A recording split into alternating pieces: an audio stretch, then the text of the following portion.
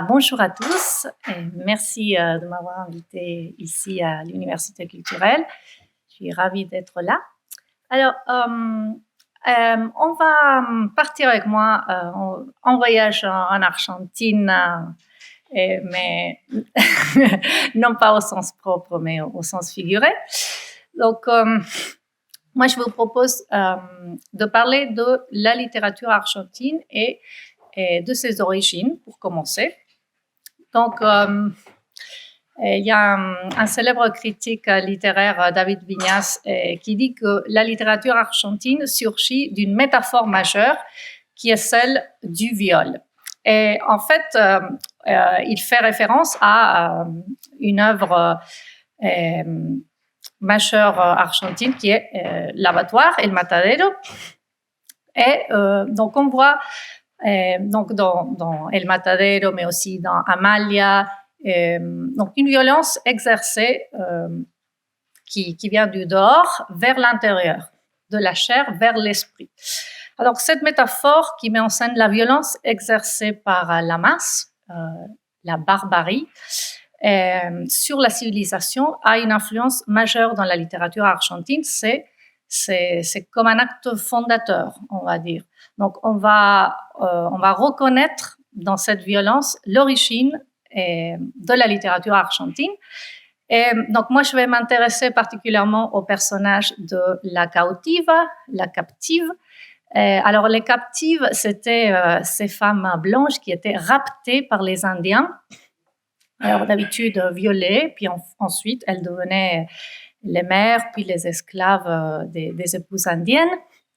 Et alors, donc cette figure de la captive, on va la trouver tout d'abord dans un poème fondateur qui est le poème La captive de Esteban Echeverría.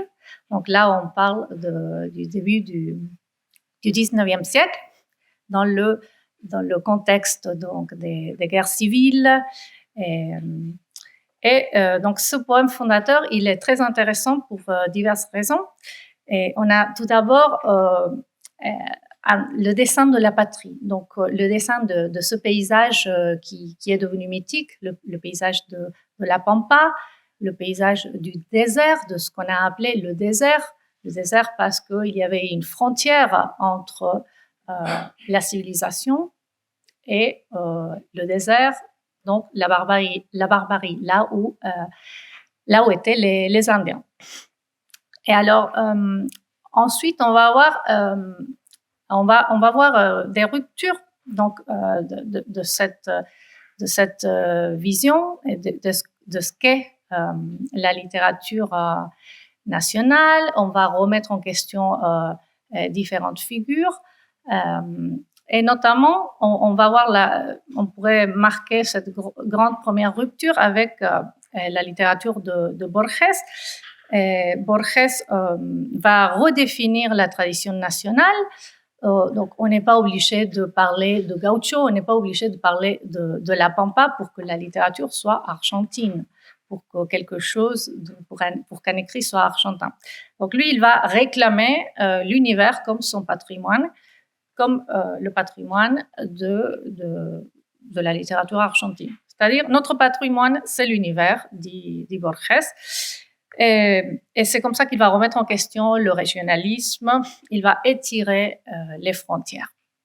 Donc, à partir des figures comme celle de la bibliothèque et du labyrinthe, on va pouvoir explorer et aussi les motifs majeurs de la littérature borgienne. Et on peut envisager un voyage vers la Genève de Borges, parce que Genève a été un lieu mythique pour Borges, a été une sorte de source d'inspiration dans une grande partie de sa littérature, notamment celle de la vieillesse. Et donc, Borges avait vécu ses années d'adolescent à Genève, et il en parle dans plusieurs de ses récits et de ses poèmes. Donc, on pourrait prévoir une petite visite s'il y a des intéressés pour la Genève de Borges. Donc, après, on va explorer aussi, on va s'intéresser aux voix des femmes, à des voix singulières dans la littérature argentine. On va commencer par Silvina Ocampo, qui a écrit de célèbres contes. Et on va explorer la question de la perversion, l'étrangeté. Il s'agit d'une grande écrivaine qui a beaucoup écrit et qui s'est intéressée par la face cachée donc des hommes, des femmes. Et ensuite, on va passer aussi sur le terrain de la poésie.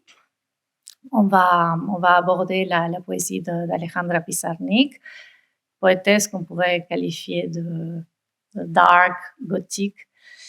Et puis après, on va aussi s'intéresser à l'influence de la culture populaire dans la littérature à travers notamment l'écrivain Manuel Puig, qui a fait rentrer la voix de la radio, le cinéma, toute la culture qu'on pourrait qualifier de kitsch dans la littérature.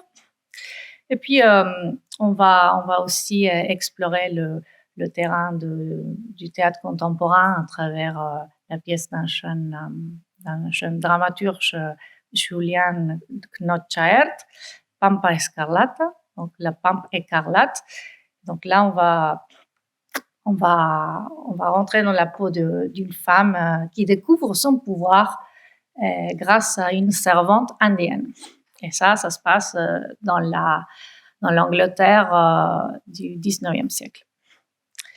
Et puis, pour finir, on va faire référence un petit peu à la littérature et philosophie de nos jours qui porte une réflexion sur l'amour, les nouvelles formes de l'amour.